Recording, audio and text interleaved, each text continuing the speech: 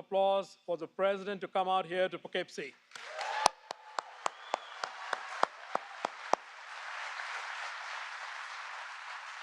It's an exciting day for the thousands of IBMers who work here at the site, but also for the 240,000 IBMers worldwide, many of whom I know are joining us online or are going to watch this online.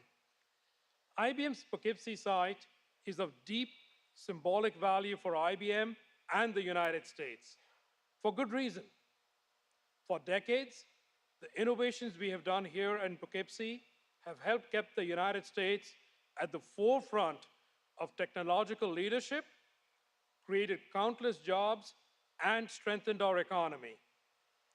It's telling, 74 years ago, Dwight Eisenhower opened one of the buildings on this site, and he called it dedicating this building to the future of America.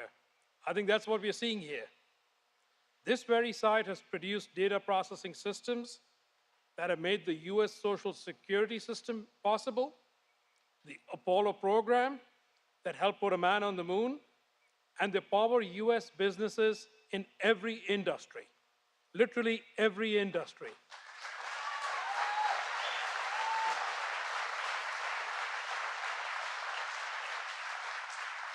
Earlier this year, Poughkeepsie announced the latest generation of mainframes, which still underpin the global economy.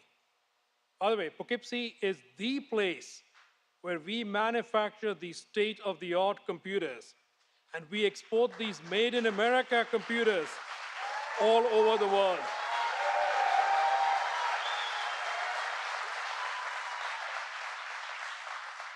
And Poughkeepsie is innovating not just for today, but also for tomorrow.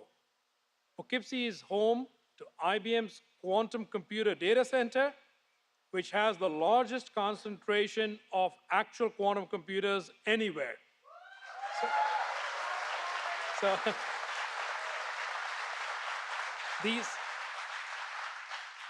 these quantum computers mark the beginning of a new era of computing. And by the way, and of jobs.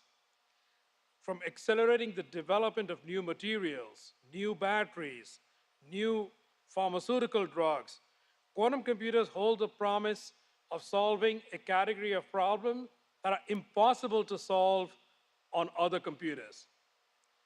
Poughkeepsie is also the heart of a broader ecosystem.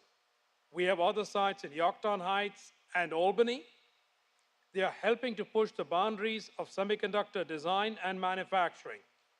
In all of this, we benefit from public-private partnerships, including with the governor and the state of New York.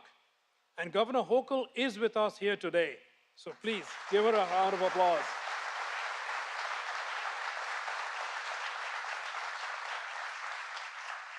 All these innovations, which are critical to the future of US business, industry, and society, will also greatly benefit from the CHIPS and Science Act.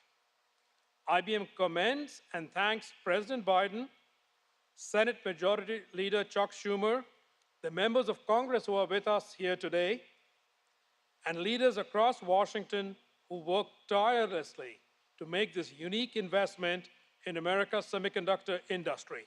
Please give them a round of applause.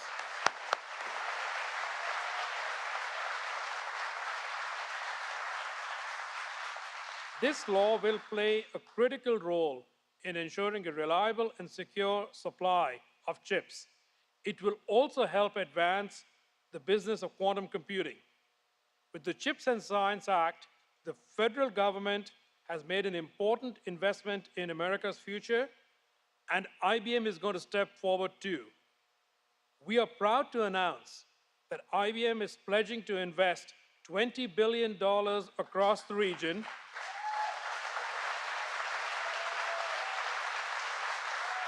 over this next decade in research and development that will keep the Hudson Valley at the forefront of global technology leadership.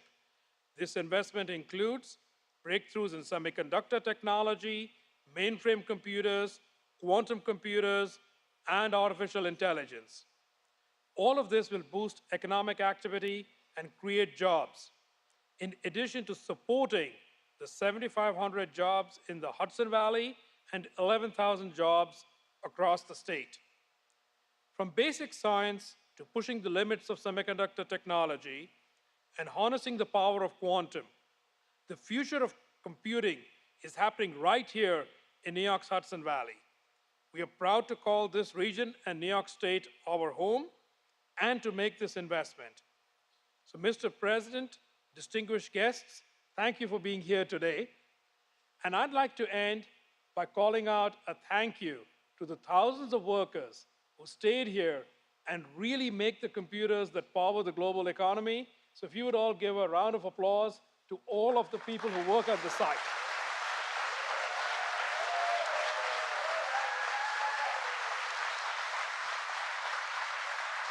Please welcome Quality Engineering Manager here at IBM Poughkeepsie, Abby Wise.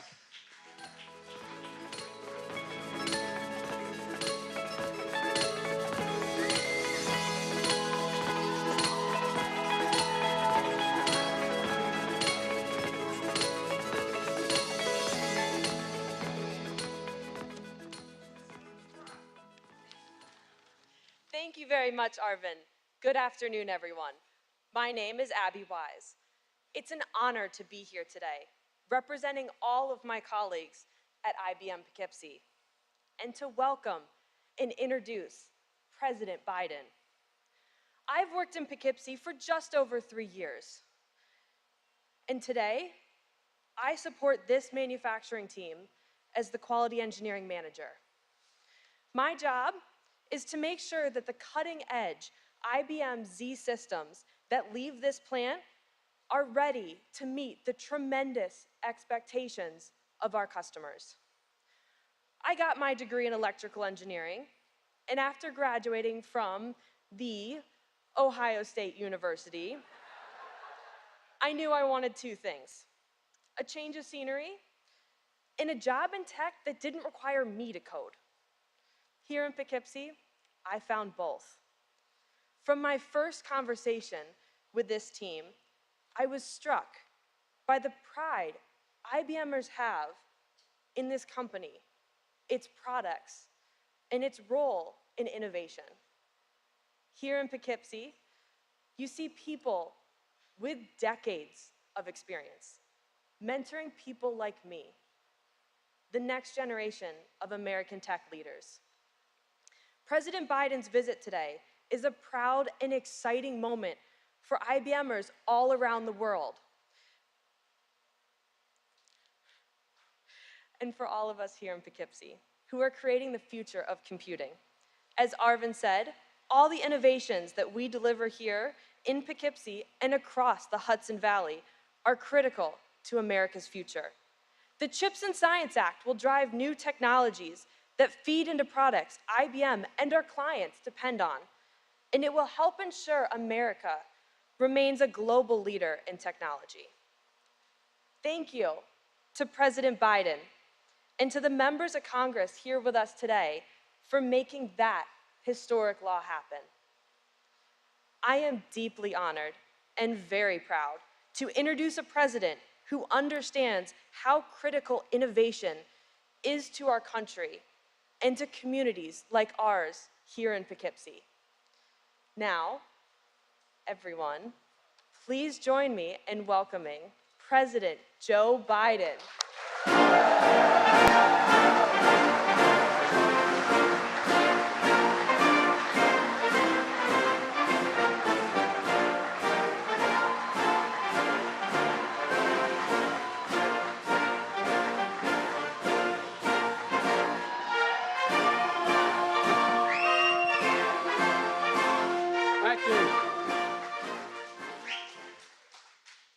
Well, Abby, thank you very much. That's very nice of you. From the Ohio State. And we have a running battle in my office because we have some that went to that other Ohio university. And it's constant. But look, folks, Arvind, thank you very much for hosting us today. It's really important to us. And Governor, thank you for the passport into the state. I appreciate very much. You're a great partner to me and a great leader of the state in creating jobs and making New York, once again, the hub of manufacturing in the world.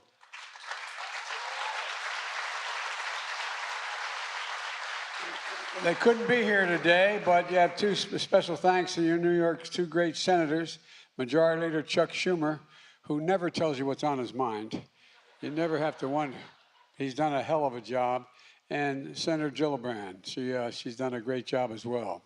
And it's great to be here with the Hudson Valley Congressman, Sean Patrick Maloney. Sean, I'm Catherine Eugenia Finnegan's son. I just want you to know that, okay? And also Paul Tanko, another Irishman. I'm only kidding, obviously, but I just want you to know that, at any rate, the newest member, Pat Ryan, who's proved the pundits wrong and got elected in August. Pat, it's great to be with you, pal. It's a hell of a delegation. It's one of the most competent in the country. It's great to be here at IBM here in Poughkeepsie. You know, an iconic American company founded more than 100 years ago, and that has more patents than any other U.S. company, than any other, and I feel it's going to keep going. And the source of American jobs, American innovation, American pride. And it's here at this factory and the factories of other companies across America where America's future is literally being built. Because of the groundbreaking CHIPS and Science Act that I signed into law with the help of the Majority Leader Schumer and members of the Congress that are here today. Chuck stayed the course, stuck with me, and we got it done. And folks, by the way, just since we've been elected, we've created 678,000 new manufacturing jobs. And we're just getting started. Where is it written that we can't lead manufacturing in the world? I don't know where that's written. And that's one of the things the CHIPS Act is going to change. The law that's going to build the future and a proud, proud legacy, not only for IBM, but for the country. A legacy of innovation and manufacturing that exists in this region of New York. It was here in Poughkeepsie where the rifles for World War I were made, where the first electric typewriters, calculators, even cough drops were made. I brought some with me. And it's here now where the Hudson Valley could become the epicenter of the future of quantum computing, the most advanced and fastest computing ever seen in the world.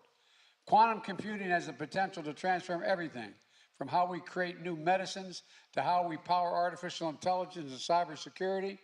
It's technology that is vital to our economy and equally important to our national security.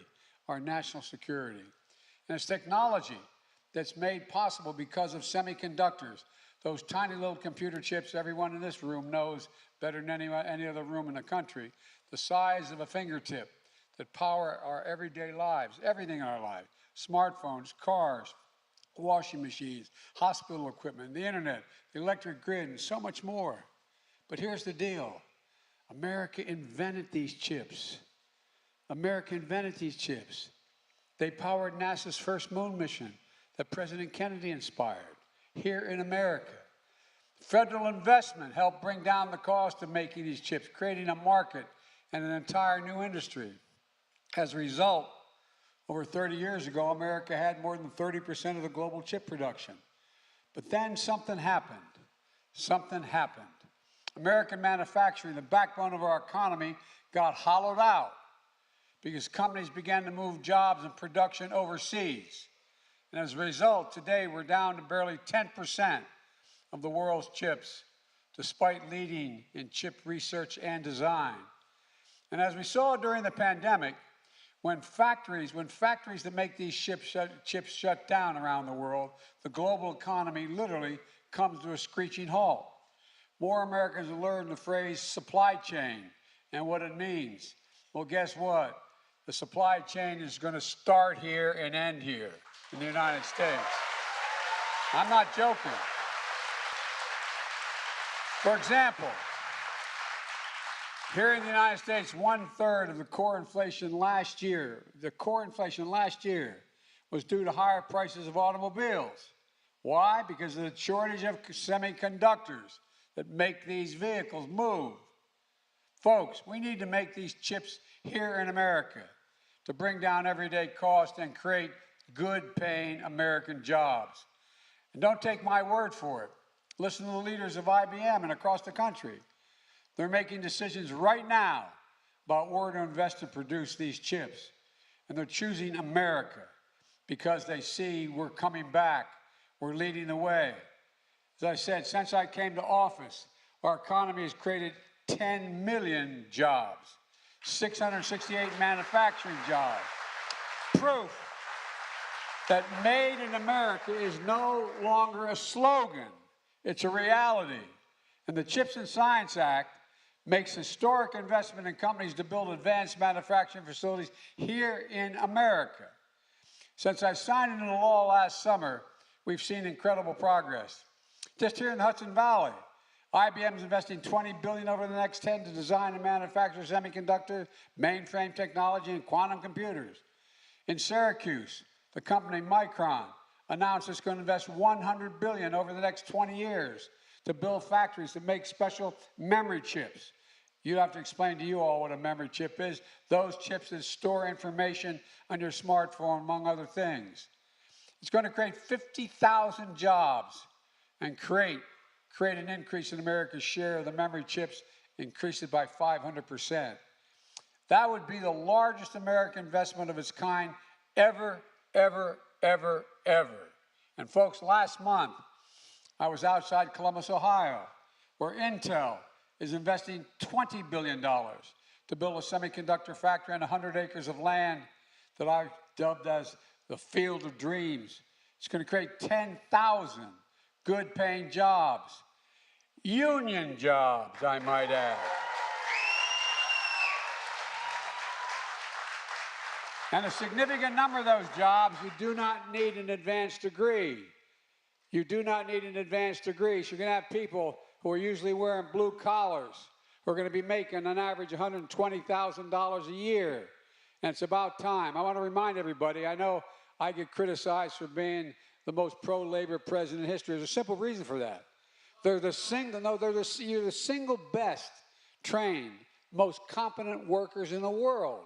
That's the reason why. And by the way, the middle class built this country, but unions built the middle class. That's a fact. Look, Global Foundries and Qualcomm, they've announced a $4 billion project to produce chips in America that would otherwise have been made overseas.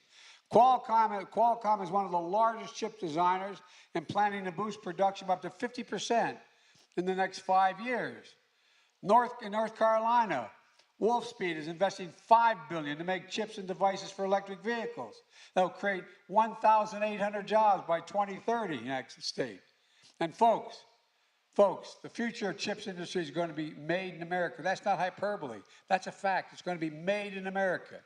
And making these chips in America is going to create new businesses for countless small manufacturers and suppliers into the supply chain that's going to thrive, all because of this law. And many of these good-paying jobs don't require, as I said, a college degree.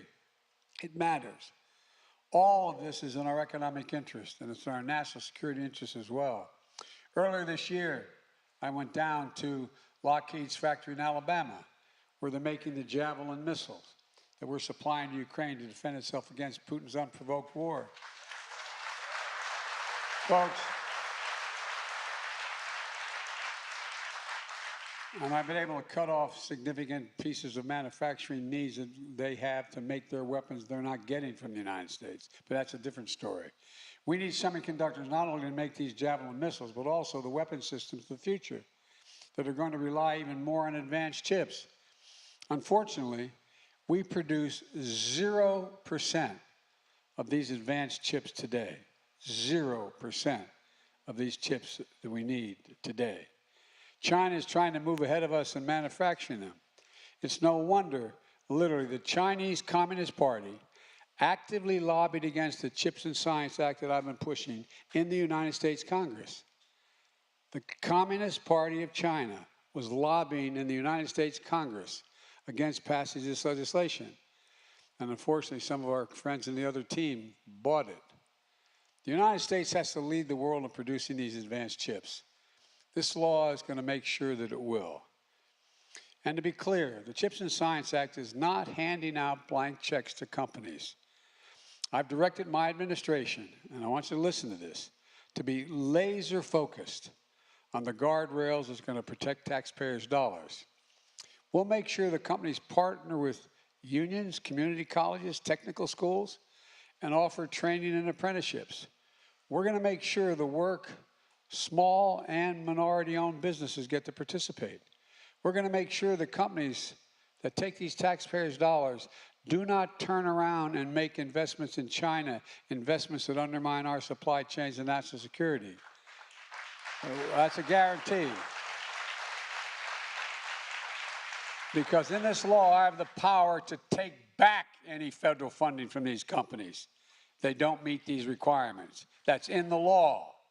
The law requires the companies build these semiconductor facilities, pay Davis-Bacon prevailing wages, and they do it here. And it's going to ensure the tens of thousands of new construction jobs created in high-paying jobs, and more often high-paying union jobs. We're talking about building facilities that are 10 times the size of a football field. And that's the construction side, the construction side. We're going to require companies to use these investments for workers in research and development, not to buy back stock or issue dividends. Let me say that again. You got to invest the money. You can't use it to buy back your stock. Look, and finally, this law is about more than chips. It's about science as well. Decades ago, the United States used to invest 2% of our GDP in research and development. That led us to create everything from the internet to GPS. We, the United States, invested in research and development. Today, we invest less than 1%, about 0.7%. We used to rank #1 in the world in research and development. Today, we rank #9. China was 8 a decade ago. China now is #2. And other countries are closing in fast. So the Chips and Science Act sets us on a path to move up again. It boosts our research and development funding back up closer to 1% of our GDP, the fastest single year in 70 years. It's going to make sure we lead the world in industries of the future, from quantum computing to artificial intelligence, advanced biotechnology. Think of the things and the kind of investments we're going to deliver.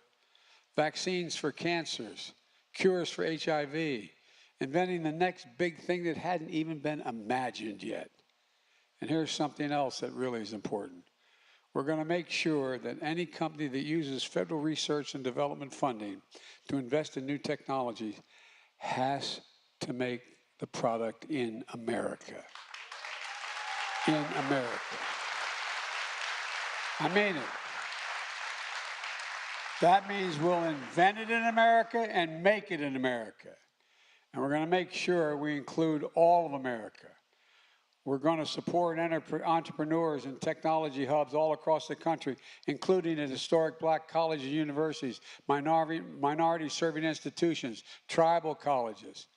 We're going to tap into the great competitive advantage of our diverse and talented workforce, urban, rural, and suburban. And folks, I've asked many other business leaders this question, because this is the other team who opposed me on this said this was the problem. When the United States decides to invest considerable resources in a new industry that we need to build up, does it encourage businesses to get in the game or discourage them? The answer is overwhelmingly, it encourages businesses to get in the game, including IBM. Federal investments attract private sector investments, creates jobs, it creates industries, and it demonstrates we're all in this together. During a trip to South Korea not long ago, I met with the chairman of the SK Group, the second largest conglomerate in South Korea that makes everything from semiconductors to large capacity batteries, electric vehicle chargers, pharmaceuticals. They've committed more than $50 billion in investments here in America, and they're going to grow its U.S. workforce from 4,000 to 20,000 in just 3 years. I believe the reason why companies like IBM are choosing to build in America is because we're better positioned globally than we have been in any time in a long time. This is not hyperbole. We have the best and most productive workers in the world. We have the best research universities in the world, a dynamic venture capitalist system, a rule of law that protects intellectual property. In addition, we wrote and passed the bipartisan infrastructure law that I signed with the help of members of the Congress who are here today and their leadership. And we finally decided we're going to move up from being ranked number 13 in the world in infrastructure to number 1. Because guess what? When you have the best infrastructure in the world, companies invest where the infrastructure is and get product to market faster and cheaper and more reliably. Ask any business leader.